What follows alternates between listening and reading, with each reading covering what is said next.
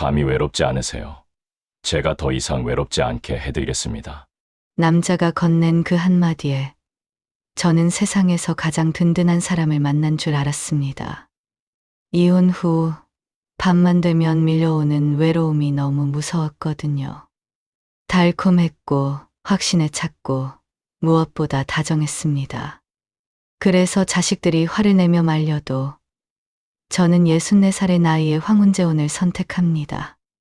하지만 그 핑크빛 로맨스가 핏빛 악몽으로 변하는 데는 딱 일주일이 걸렸어요.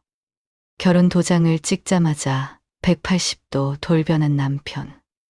상상을 초월하는 그의 뻔뻔한 요구와 경악스러운 정체를 마주한 순간 저는 깨달았습니다. 외로움을 피하려다 내 발로 호랑이 굴에 들어왔구나. 차라리 혼자 TV를 보던 그 밤이 천국이었다는 걸 그때는 미처 몰랐습니다. 과연 저는 어떤 선택을 해야 옳았을까요?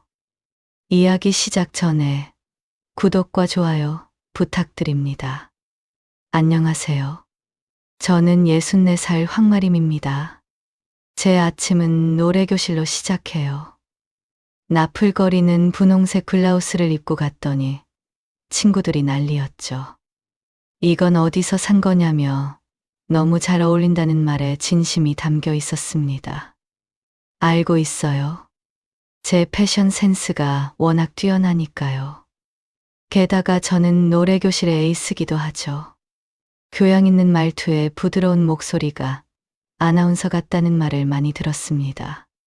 기분이 나쁘지 않았어요. 노래교실이 끝나면 아쿠아로빅을 하러 갑니다. 벌써 2년째 하는 운동인데 하고 나면 개운하고 피부도 탄탄해져요. 늦은 점심으로 산채 비빔밥 정식을 시켰죠. 친구들과 웃고 떠들면서 먹으면 맛이 끝내줍니다. 분위기 좋은 카페를 찾아 드라마 이야기며 자식들 이야기를 하다 보면 시간이 금방 가요. 마무리로 댄스 교실을 다녀오면서 하루를 마무리하죠. 평생 공무원으로 일했고 남편과 이혼 후에 저 혼자만의 은퇴 생활이 시작되었습니다. 이만하면 행복한 시간을 보내고 있다고 생각했는데 문제는 혼자 있는 밤이었어요. 집에 들어와 씻는 순간 정막이 흐르죠. 급하게 TV를 켰습니다. 이 시간을 즐겨보려고 노래도 흥얼거렸어요. 소용없었죠. 결국 일찍 잠자리에 들려고 누웠는데 배가 사르르 아파왔습니다. 저는 투덜대며 화장실로 향했죠. 볼일을 다 보고 다시 침대로 가려는데 어라? 화장실 문이 열리지 않았습니다.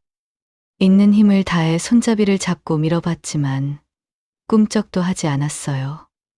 뭔가가 문 반대편 손잡이에 철커덕 걸려버린 느낌이었죠.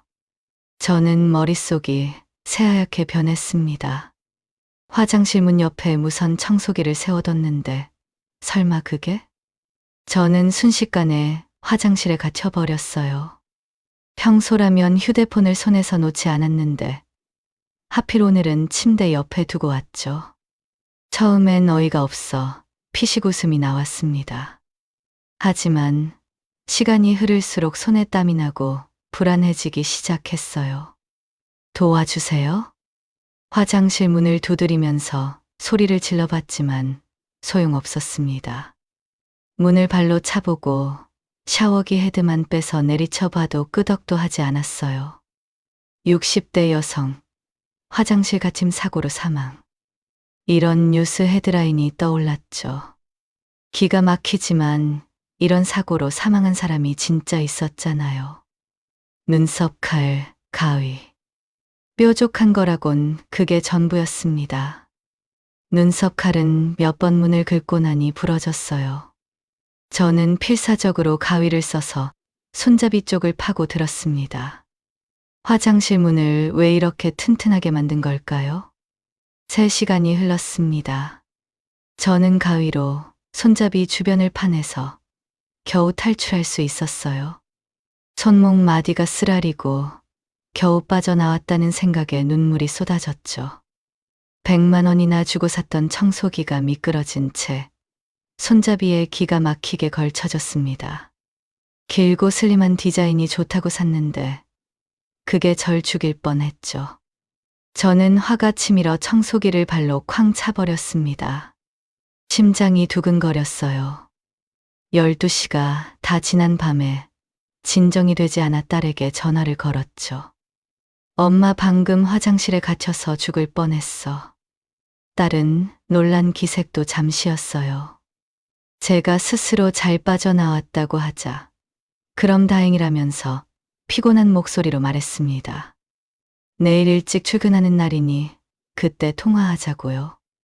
엄마가 다 죽다 살아났다는데 건성으로 대답하는 딸이 야속했죠. 친구들에게도 연락해 보았습니다. 누구도 받지 않았어요. 잠도 오지 않았습니다. 심장은 여전히 쿵쿵 뛰었어요. TV를 틀어 내용에 집중해 보려고 했습니다.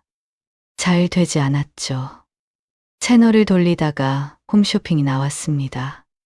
부부 동반 크루즈 여행 7일 패키지 특가. 화면에는 노부부가 선상에서 와인을 마시며 웃고 있었습니다.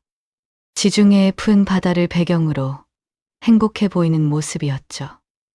남편이 있었다면 이런 일도 일어나지 않았겠죠? 적어도 화장실에 혼자 갇혀버리는 일 말이에요.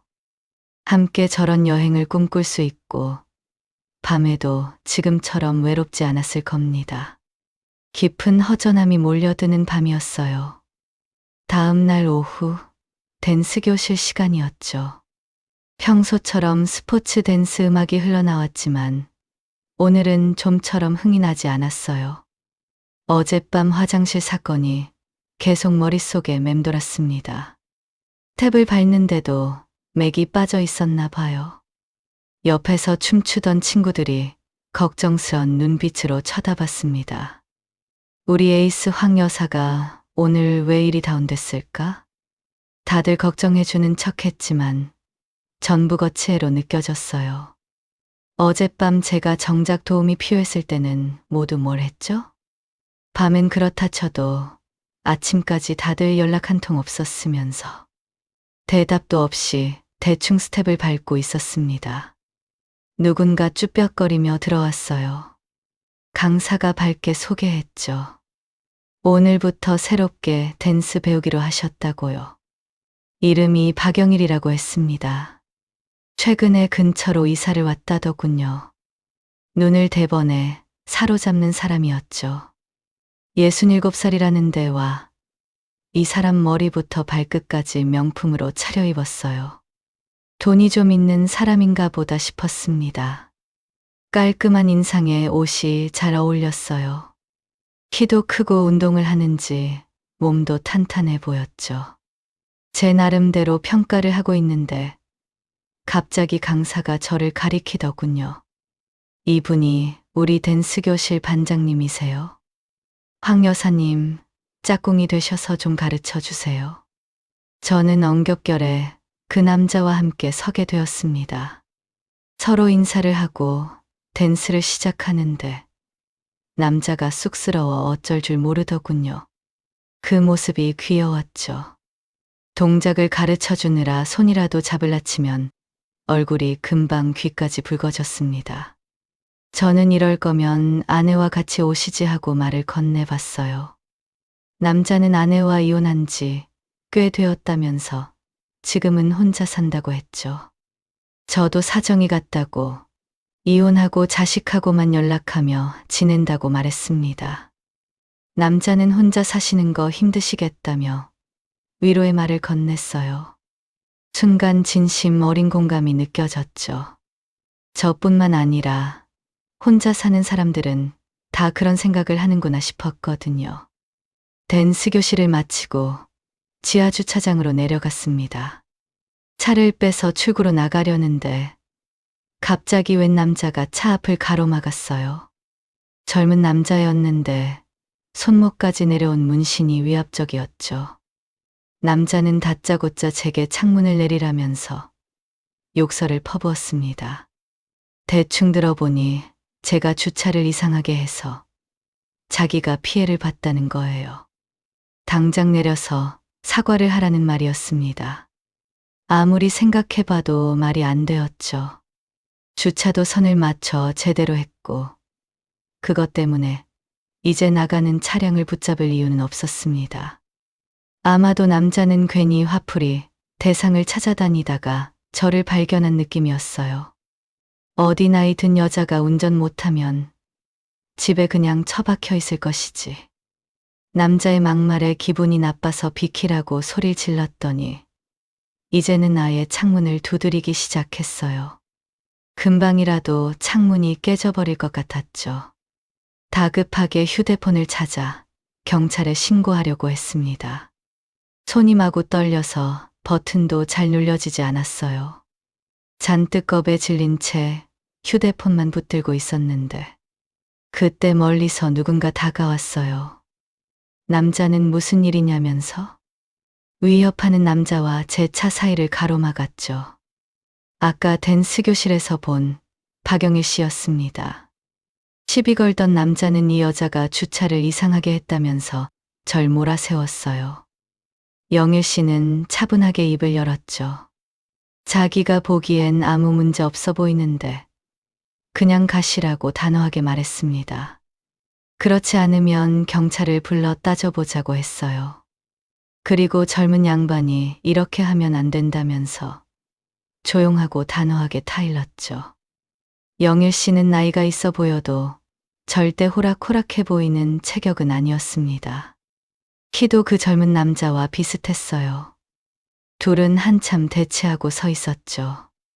조금도 물러서지 않는 영일 씨는 든든했어요. 곧 젊은 남자가 포기한 듯 욕설을 내뱉고 사라졌습니다. 멋있었어요. 제 심장이 쿵쾅쿵쾅 뛰었죠. 그런데 영일 씨가 갑자기 제 차문을 열더니 조수석 쪽에 올라탔습니다. 입구까지 함께 나가서 내려도 될까요? 저 남자가 다시 쫓아올 수도 있어서. 저는 이 남자의 세심한 배려에 감동했어요. 정말 오랜만에 보호받는 느낌이었죠. 주차장 입구에 도착하자 남자는 훌쩍 떠났습니다. 저는 고맙다는 말도 미처 못했어요.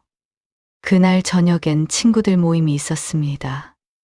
오늘은 기분 좀 풀며 와인을 마셔볼 생각이었어요. 여러 가지 일도 있었고 친구들이라면 터놓고 위로를 좀 받고 싶었습니다. 그런데 다들 남편이 곧 데리러 온다면서 제 눈치만 봤죠. 이제 나이도 있으니 와인을 그렇게 막 마시면 부부싸움 난다면서요. 괜찮다고 그럼 저 혼자만이라도 마신다고 했습니다. 그러자 친구들은 제게 할 이야기가 하나 더 있다면서 이번에 우리가 다 같이 여행을 가기로 한 거 기억나냐고 물었어요. 그럼요. 다 같이 일본 온천 여행을 가기로 했죠. 친구 한 명이 제 눈치를 보더니 망설이면서 입을 열었습니다. 이번 여행은 부부 동반으로 가게 되었다고요.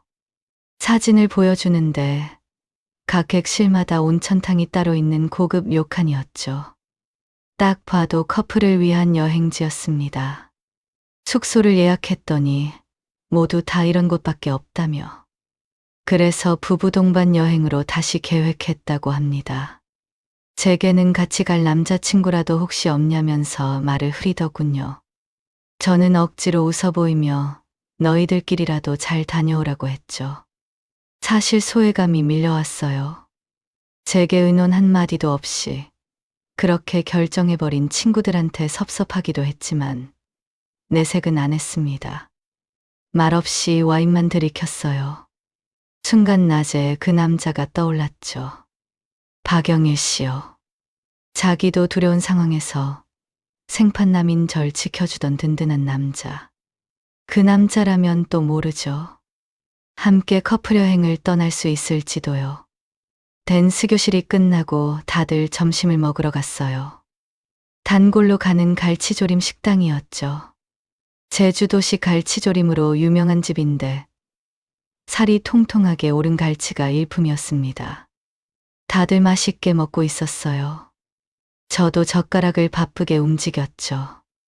부드러운 갈치살이 입에서 녹았습니다. 그런데 갑자기 목에 뭔가 걸렸어요. 날카로운 가시였습니다. 컥컥 소리를 내며 기침을 했지만 빠지지 않았어요. 오히려 더 깊이 박히는 느낌이었죠. 말도 제대로 못하고 손으로 목을 가리켰습니다. 다들 대수롭지 않게 여겼어요. 물을 마시면 된다고 하는 사람도 있었고, 밥을 좀 삼켜보라고 하기도 했죠. 하지만 이건 장난이 아니었습니다. 가시가 목구멍 깊숙이 박혀서 침을 삼킬 때마다 칼로 찌르는 것 같았어요. 그때 영일 씨가 일어났습니다. 제 앞으로 와서 입을 벌려보라고 했죠. 핸드폰 플래시를 켜서 목 안을 들여다봤어요. 표정이 심각해졌습니다. 꽤 깊이 박혔다며 병원에 가야 한다고 했어요. 다들 별일 아니라는 듯 그냥 있으면 빠진다고 했지만 영일 씨는 단호했습니다. 이런 건 빨리 뽑아야 한다며 제 팔을 잡고 일으켰어요. 자기 차에 태우더니 병원으로 갔습니다.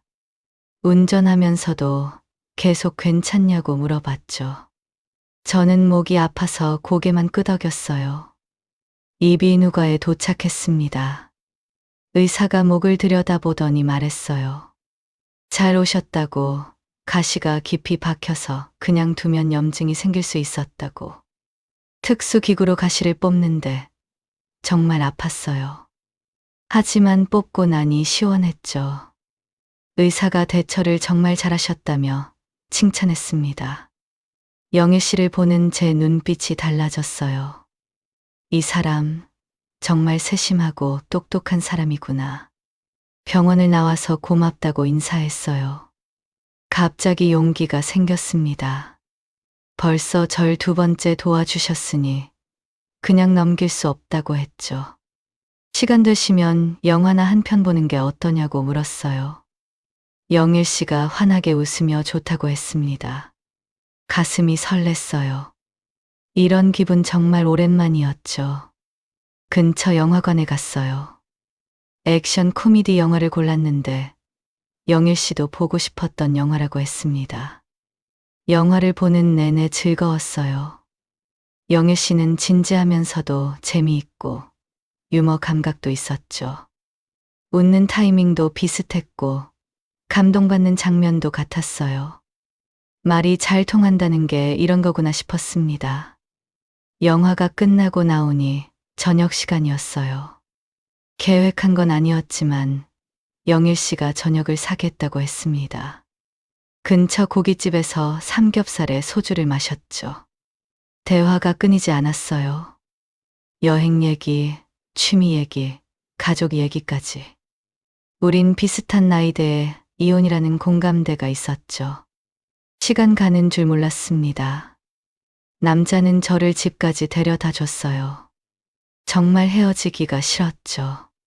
제가 우리 집에 들어와서 차 한잔 하시라고 했더니 잠깐만 들어가도 되냐고 물었습니다. 영일 씨는 제 화장실 문을 보더니 놀랐어요. 여전히 손잡이 쪽이 부서진 상태였죠. 저는 화장실에 갇혔던 이야기를 했습니다. 너무 무서웠다고요. 그런 일이 있고 나서는 다시 문을 잠그고 싶지 않아서 그대로 뒀다고 했죠. 영일 씨는 그런절 안쓰러워하며 문을 살펴봤어요. 그리고는 공구를 어딘가에서 가져와서 능숙하게 고쳐주기 시작했습니다. 문 주변에 있던 물건들도 치워서 다시는 문이 막히지 않게 정리해줬죠. 순식간에 문은 원래대로 멀쩡해졌습니다. 남자는 비상시에 쓰도록 작은 공구 세트를 내밀었어요. 화장실에 그냥 두고 쓰라면서요. 어떻게 공구를 써서 빠져나올지에 대해서도 한참을 설명했습니다. 정말 든든한 남자였어요. 저는 완전히 반해버렸죠. 남자가 돌아간 후에도 설렘이 가시지 않았습니다. 이상하게도 밤이 전혀 외롭지 않았어요. 며칠 후에 딸이 연락했습니다. 전화를 받자마자 자기 얘기를 하느라 바빴어요. 직장 생활이 힘들다고, 남편은 자기밖에 모른다고, 애들 키우는 것도 벅차다고. 한참 들어주다가 조심스럽게 말을 꺼냈어요. 엄마가 남자를 만나고 있다고 했습니다. 더 깊은 사이가 될 수도 있는데 그걸 어떻게 생각하냐고 했죠. 요즘 많이 외로웠는데 도와준 좋은 사람이라고 했습니다. 딸은 갑자기 정색했죠. 아빠와 이혼할 때 일을 벌써 다 잊었냐면서 화를 내더군요. 그렇게 남자가 싫다면서 결혼한 걸 후회한다고 해놓고 또 그러고 싶냐고 따졌습니다. 저는 이혼의 악몽이 떠올랐어요. 전 남편은 젊은 여자와 바람나서 이혼해달라며 저를 괴롭혔죠. 그때의 배신감과 상처를 아직 잊을 수가 없는 건 사실이었습니다. 하지만 박영일 씨는 확실히 달라 보였어요. 반듯하고 성실한 사람 같았죠. 딸은 계속 말했어요. 엄마 나이에 그냥 혼자 즐기면서 사시면 되지. 뭐가 그렇게 외롭다고. 저는 말문이 턱 막혔어요. 저라고 마음이 강철은 아니었죠. 외로움을 느끼는데 나이가 무슨 상관이에요? 그리고 당장 재혼까지 생각한 건 아니었습니다. 그냥 외로우니까 말을 꺼내본 건데 딸의 반응이 너무 야속하기만 했죠. 딸의 반대에도 저는 영일 씨와 계속 만났습니다. 6개월이란 시간이 흘렀어요. 그동안 틈틈이 만나서 영화도 함께 보고 맛집도 같이 다녔죠. 젊은 사람들처럼 데이트를 하면서 즐거운 시간을 보냈습니다. 이 사람은 정말이지 사람을 빠져들게 하기에 충분히 매력적이었어요. 어느 날 영일 씨가 자기 집으로 초대했습니다. 현관에 들어서자마자 저는 깜짝 놀랐어요. 남자 혼자 사는 집이 이렇게 깔끔할 수 있나 싶었죠. 주방과 거실은 깔끔하게 정돈되어 있었어요. 혼자 살아도 이렇게 반듯한 남자라니 신기했습니다. 영일 씨는 직접 요리까지 해줬어요. 흔히 만들 수 있는 볶음밥과 와인 정도였지만 전 감탄하기에 바빴죠. 아내가 생기면 매일 이렇게 요리도 해주고 마사지도 직접 해주고 싶다는 말에 저는 가슴이 두근거렸습니다. 함께 와인을 마시며 이런저런 얘기를 나눴어요. 이런 멋진 남자가 왜 이혼했을까 싶었죠. 조심스럽게 물었더니 성격 차이라고 했습니다. 남자가 모든 것을 다 하니 전 부인은 손도 까딱하지 않았다고요. 그걸 당연하게 생각하는 바람에 점점 힘들어졌답니다. 결국 영일 씨가 먼저 이혼을 요구했다고 했죠. 아들이 하나 있는데 결혼해서 영국에 산다고 했어요. 가끔 일이 있으면 한국에 들어오긴 하지만 만나긴 어렵다고 했습니다. 이제 자신만 행복을 찾으면 된다며 나와 함께 할 수 있겠냐고 물었어요. 저도 모르게 고개를 끄덕였죠. 저 역시도 외롭다고 함께하고 싶다고 마음을 전했습니다. 잠시 딸이 반대하던 모습이 떠올라 마음이 무거웠어요. 하지만 제 행복도 중요하지 않나요? 평생 자식만 보고 살 순 없잖아요. 한 달이 지나고 온천 여행이 계획되어 있었습니다. 저는 친구들에게 알리고 영일 씨와 함께 갔어요. 커플 여행이라고 이젠 빠지지 않아도 됐죠. 공항에서부터 친구들이 호들갑을 떨었습니다. 다들 영일 씨의 깔끔한 인상과 자상함에 감탄했죠. 어디서 이런 멋진 남자를 만났냐며 부러워했습니다. 친구들 남편과 비교하니 정말 차이가 났어요. 영일 씨는 제 캐리어를 일일이 들어주고 의자를 빼주고 사진도 찍어줬습니다. 식사할 때마다 제 접시에 음식을 덜어주는 세심함까지 보였죠. 친구들은 다들 감탄을 하면서 재혼하라고 부추겼습니다. 이렇게 좋은 남자 어디서 또 만나겠냐면서요. 저녁 식사 때 술을 한 잔 마시니 기분이 좋아졌습니다. 영일 씨도 취기가 올랐는지 진지하게 말했어요. 그동안 정말 외로웠으니 이제 함께 살자고 했죠. 저는 그래도 재혼하지 않고 동거하는 건 싫다고 했어요. 그런 게 낯설기도 하고 서로 계산하는 것 같아서 싫다고 말이죠. 영일 씨도 바로 동의했습니다. 한국으로 돌아가면 정식으로 재혼하자고 말했어요. 며칠 뒤에 저는 평소처럼 댄스 교실에 갔습니다. 영일 씨가 반갑게 맞아줬어요. 우린 여행 이야기를 나누며 즐겁게 연습했죠. 쉬는 시간이 되자 영일 씨가 제 앞으로 다가왔어요.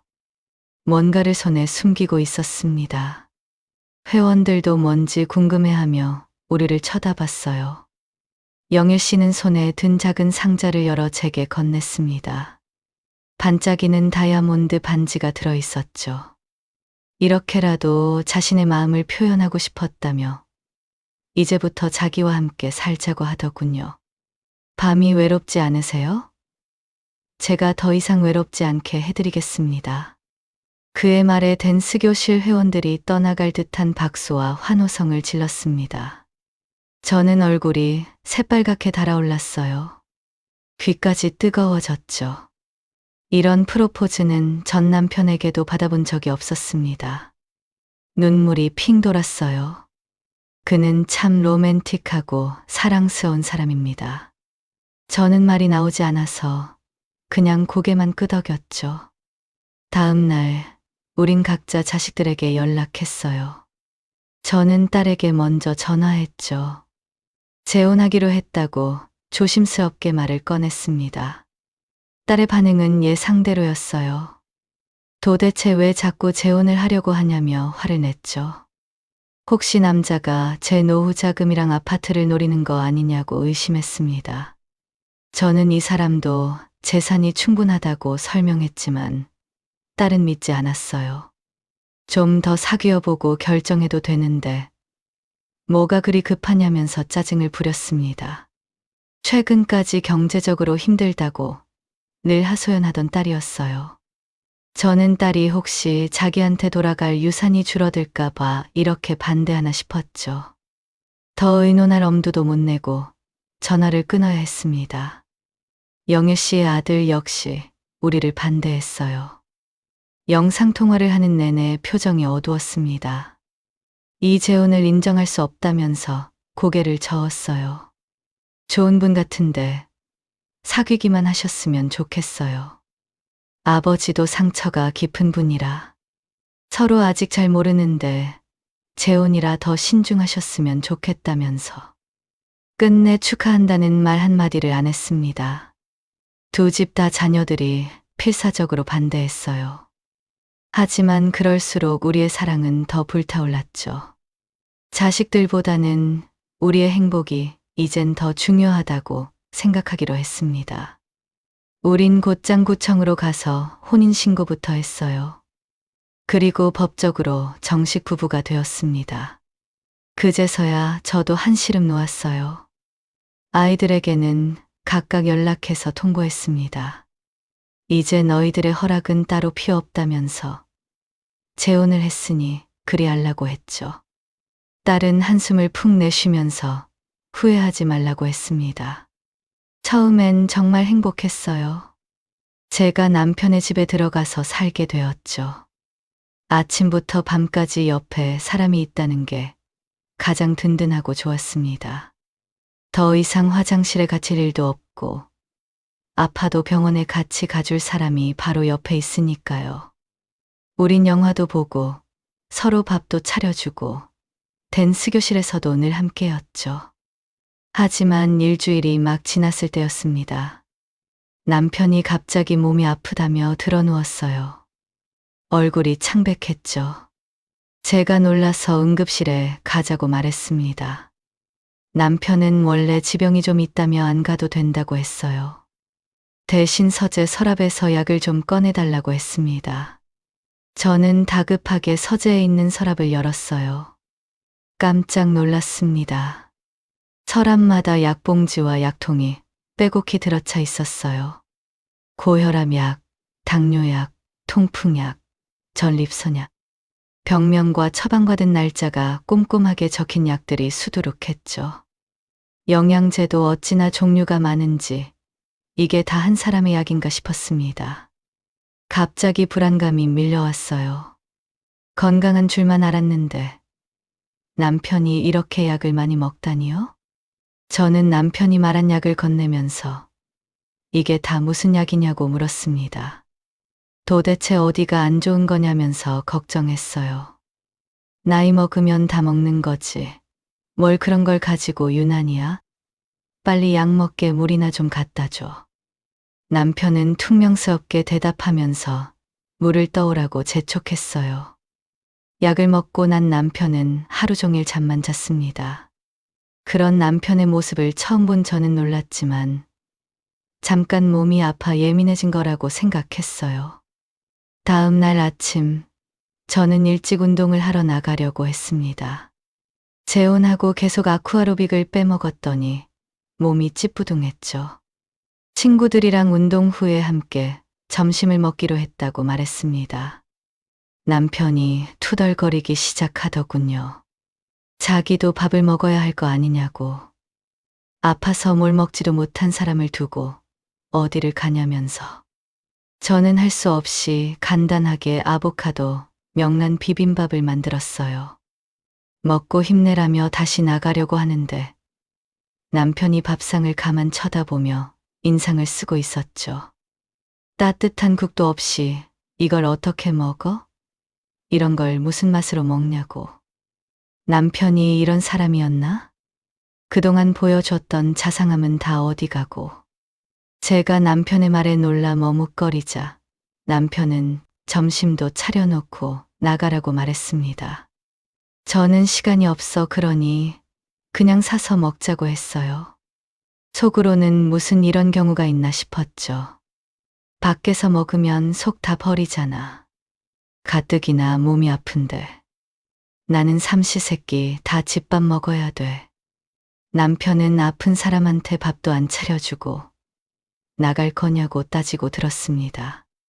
우리가 정말 부부가 맞냐면서 결혼을 했으면 남편을 먼저 챙겨야지 어딜 가냐고 했어요. 갑자기 가부장적인 모습을 보이는 남편이 그저 낯설기만 했습니다. 저는 당신이 이제 괜찮아 보이니 나가는 거라면서 제 몸도 찌뿌둥해 운동을 좀 해야 한다고 했어요. 하지만 가만 보니 남편은 그런 제 말은 듣고 있지도 않았죠. 어느새 TV 화면을 보면서 희죽대고 있었습니다. 결국 저는 운동을 빠지고 남편의 점심을 차려야 했어요. 생각할수록 남편의 두 얼굴이 불쾌했습니다. 병을 달고 사는 종합병원에다 삼시세끼 다 집밥을 먹어야 하는 삼식이라고요? 연애를 할 때는 그토록 나를 위하고 자상하던 남편이 이렇게 변하다니. 믿을 수가 없는 순간이었죠. 아니, 믿고 싶지 않았던 건지도 모릅니다. 몇 개월이 지났습니다. 남편의 건강은 좀처럼 좋아지지 않았어요. 오히려 더 나빠진 것 같았죠. 약 먹는 시간도 늘어났고 누워있는 시간도 길어졌습니다. 남편을 돌보느라 제 취미생활이나 여가 활동은 꿈도 못 꾸게 되었어요. 이렇게 계속 지내야 한다고 생각하니 갑갑해서 잠을 이룰 수 없었습니다. 게다가 남편의 코 고는 소리가 어찌나 크고 시끄러운지 깊이 잠들 수 없었어요. 자다 깨다를 반복하다 겨우 잠들었나 싶었는데 갑자기 남편이 저를 깨웠죠. 서재에 있는 약을 가져와라. 물을 떠와라. 다리를 주물러 달라. 요구사항도 어찌 그리 많은지 제 사정은 생각지도 않고 시켜대기 바빴습니다. 제가 무슨 간병인입니까? 남편은 밤만 되면 기침이 끊이질 않았어요. 줄기침을 내뱉으며 가래 끓은 소리까지 들려주는데 정말 끔찍했죠. 정작 남편은 시끄러우면 못 잔다고 말했습니다. 제게 불빛도 못 비추게 하고 소리도 내지 못하게 했어요. 그러다 보니 TV나 휴대폰도 만질 수가 없었죠. 저도 모르게 뒤척이면서 자꾸 잠을 깨다 보니 그냥 속 편하게 다른 방으로 가서 자려고 했어요. 어디가? 부부가 같이 잠들어야지. 다시 여기 누워 멀뚱멀뚱 천장만 보며 잠들기를 바라는데 남편은 옆에서 다시 속편하게 잠들었습니다. 이건 뭐 혼자 있었을 때보다 더 지옥이었죠. 아내가 생기면 밥을 차려주고 마사지도 해준다더니 남편의 새빨간 거짓말에 제가 깜빡 속았습니다. 일주일이 지나자 제가 감기 몸살에 걸렸어요. 요즘 들어 운동도 못 가고 병간호를 하느라 제대로 먹지도 못하니 면역력이 떨어진 것 같았죠. 열이 나고 온몸이 쑤셨습니다. 침대에 누워 있는데 남편이 다가왔어요. 걱정이라도 해줄 줄 알았는데 대뜸 밥을 차려달라고 했습니다. 기가 막혔죠. 전 지금 일어날 힘도 없다고 했어요. 남편은 자기도 지금 아프다면서 약이 어디 있냐고 물었습니다. 제 약은 신경도 쓰지 않고 그저 자기가 먹을 약을 찾아달란 거였어요. 그러면서 꿈쩍도 하지 않는 저를 한심하다는 듯 쳐다봤죠. 여자 몸이 왜 그리 약하냐며 핀잔을 줬습니다. 그리고는 이렇게 골골대고 병수발할 줄 알았으면 자기도 결혼도 안 했을 거라고 했어요. 그건 내가 할 말이거든. 저는 속으로만 말을 삼켰습니다. 싸울 힘도 없었거든요. 온몸이 천근만근이었습니다. 그래서 그냥 못 일어나겠다며 버텼어요. 시간이 얼마 정도 흘렀을까? 뭔가를 먹으면 조금 좋아질 것도 같은데 도와줄 사람이 아무도 없었습니다. 제가 먹을 죽도 나가서 사와야만 했어요. 저는 비틀거리면서 죽집까지 혼자 걸어갔습니다. 땀은 비 오듯이 흐르고 온몸의 힘은 쭉 빠져버렸어요. 아, 그런데 그만 지갑을 집에 두고 온 것이었죠. 그냥 집에서 편하게 시켜 먹을 걸. 괜히 남편의 눈치를 보느라 힘들게 나왔습니다. 무거운 몸을 이끌고 다시 집으로 들어가는데 서러워서 눈물이 핑 돌더군요. 현관문을 열고 들어갔는데 남편은 제가 온 줄도 모르고 소파에 편하게 누워 있었습니다. 제게 심부름을 시킬 만큼 아파 보이지도 않았어요. 남편은 친구와 한참 통화를 하느라 제가 다시 돌아온 줄도 몰랐죠. 말도 마라. 재혼하니까 훨씬 편해졌어. 밥도 다 차려주지. 아프면 간호도 해주지. 전 귀를 의심했습니다. 공짜 도우미를 쓰는 거랑 다름없다면서. 친구에게도 그만 버티고 재혼이나 하라고 했어요. 그러면서 이혼한 여자들은 조금만 잘해줘도 술술 넘어온다면서 킬킬거렸어요. 뭐 공짜 간병인의 도움이라고? 저는 남편의 말에 충격이 너무 커서 잠시 멍하니 서 있었어요. 이 사람이 정말 미쳤나? 아픈 와중에 저도 눈에 뵈는 게 없었죠. 저는 신발을 벗지도 않고 남편이 누워있던 소파로 단숨에 달려갔습니다. 남편이 놀라며 전화를 끊었죠. 저는 다가가서 다짜고짜 남편의 등을 후려갈겼습니다. 지금 당장 이혼해. 이 삼식이 종합병원 영감탱이야. 그렇게 속여 먹으니 좋았냐? 우린 혼인신고를 한 지 6개월이 못 돼요. 다시 이혼 합의서에 사인을 했어요. 구청 앞에서 서류를 들고 나오는데 6개월 전과는 정반대의 기분이었습니다. 그때는 설렘으로 가득했는데 이번엔 허탈한 뿐이었죠. 그동안 병수발하고 밥상 차려준 걸 떠올리니 속이 부글부글 끓었어요. 마음 같아서는 위자료를 청구하고 싶었습니다. 전 남편은 끝까지 뻔뻔했어요. 자기가 마치 피해자인 양 힘들어했죠. 사람을 잘못 봤다면서 재혼하기 전엔 자기가 좋다고 난리치더니 이런 여자인 줄 알았다면 자기도 재혼하지 않았을 거라며 중얼거렸어요. 기가 막혔지만 더는 상대하고 싶지 않았죠. 그냥 빨리 끝내고 싶었습니다. 당신 위자료는 됐고 다시는 댄스교실에 나타나지 마. 저는 남편에게 한 번만 더 내 눈앞에 띄면 그 사악한 본 모습에 대해서 사람들한테 모두 까발릴 거라고 말했습니다. 그렇게 달콤하던 남편의 모습은 다 거짓이었어요. 남편은 그저 공짜 간병인에다 도우미가 필요했던 거였죠. 나이가 들어서 당한 배신은 훨씬 더 아팠습니다. 이 상처가 아물기엔 아무래도 시간이 많이 필요할 것 같았어요. 전 남편은 제 말에 겁을 먹은 건지 며칠이 지나자 아파트를 팔고 자취를 감추었습니다.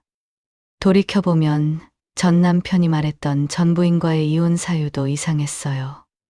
전 부인이 손도 까딱하지 않았다고 했는데 그건 전 남편 자신을 말한 게 아닐까 싶었죠. 그 여자 역시 전 남편의 두 얼굴에 치를 떨며 이혼을 했을 겁니다. 차라리 일찍 알게 되어 다행이라고 생각했어요. 원래 살던 제 아파트로 돌아왔습니다. 팔리지 않아 잠깐 비워뒀는데 그게 더 다행이었어요. 갈 곳이 있으니 마음이 보다 안정되었죠. 딸은 어느새 집 안에 들어와 있었습니다. 그거 봐라. 내 말 좀 듣지 그랬냐며 딸의 잔소리가 상상이 되었어요. 하지만 딸은 의외로 아무 말도 하지 않았습니다. 제 손을 잡더니 그동안 자기가 엄마한테 너무 이기적으로 군 것 같다면서 사과를 하더군요. 매번 돈 이야기만 하면서 엄마가 어떻게 해야 행복할지는 관심이 없었어? 미안해. 그러더니 여행을 준비했다고 했습니다. 제가 평소에 가고 싶다고 노래를 부르던 하와이가 목적지였어요. 원래는 제가 70살이 되던 해에 여행을 함께 가려고 돈을 조금씩 모으고 있었다고 합니다. 하지만 엄마 소식을 들은 사위가 그냥 지금 다녀오자고 돈을 선뜻 더 보태줬다고 했죠. 딸과 사위가 고마워서 눈물이 쏟아졌어요. 그렇게 돈 노래를 불렀던 게 결국은 저를 위한 거였습니다. 정작 저는 제 행복에만 눈이 멀어 귀한 내 가족을 못 돌봤으니까요. 저는 당장 짐을 싸서 여행을 떠날 준비를 했습니다. 딸 가족과 행복한 시간을 보낸 후 하와이에서 돌아왔어요. 캄캄한 밤이 되어서야 집에 도착했죠. 예전 같았으면 무섭다고, 밤이 외롭다고 덜덜 떨었을지도 모릅니다. 하지만 저는 이제 이 조용한 자유의 밤이 얼마나 소중한지 알고 있어요. 불도 환하게 켜두고 영화를 보기 시작했습니다. 쏟아져 나오는 빛과 소리가 커도 더 이상 간섭할 리가 없었죠. 새벽에 간식을 먹으며 한잔하는 재미도, 좋아하는 드라마를 정주행해도 누가 뭐라 하는 사람이 없습니다. 진짜 지옥은 이런 한적한 외로움 따위가 아니었죠. 그건 잘못된 사람과 함께 사는 거였어요. 숨막히는 결혼 생활, 간병인처럼, 식모처럼 사는 그거였습니다. TV를 한참 보고 있는데 갑자기 화면이 멈췄어요. 어딘가 고장이 난 것 같았죠. 예전 같았으면 저는 남편을 부르려고 쪼르르 달려갔을 겁니다. 이제는 제가 해결해 보려고 해요. 뭐 정 안 되면 수리기사를 부르면 되죠. 선을 이리저리 만지고 설명서도 찾아봤습니다. 아, 리모컨 배터리가 다 되었었나 봐요. 저는 이제 제 혼자 힘으로 이 모든 어려움을 천천히 이겨내 볼 생각입니다.